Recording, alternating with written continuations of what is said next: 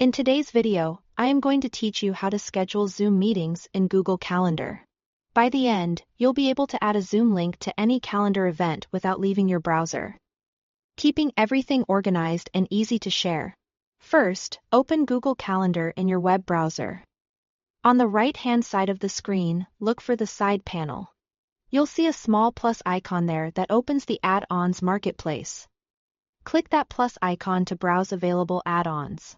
In the search bar, type Zoom for Google Workspace. When it appears, select it and click Install.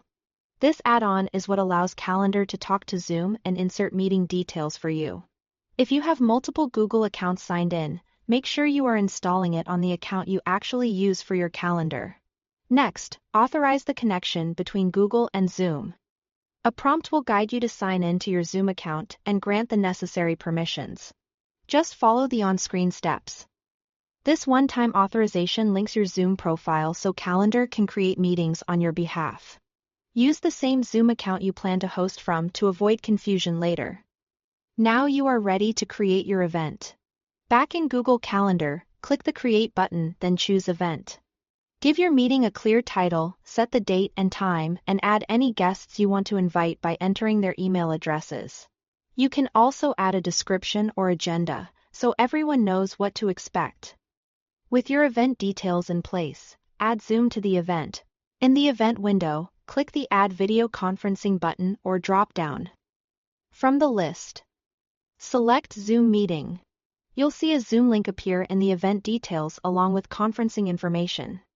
If you previously had another conferencing option, simply switch it to Zoom here. Finally, save your event. Once you click Save, the Zoom meeting link and conference details will be attached to the calendar event. Guests you've added will receive an invitation from Google Calendar that includes the Zoom link, and it will automatically adjust to their time zones.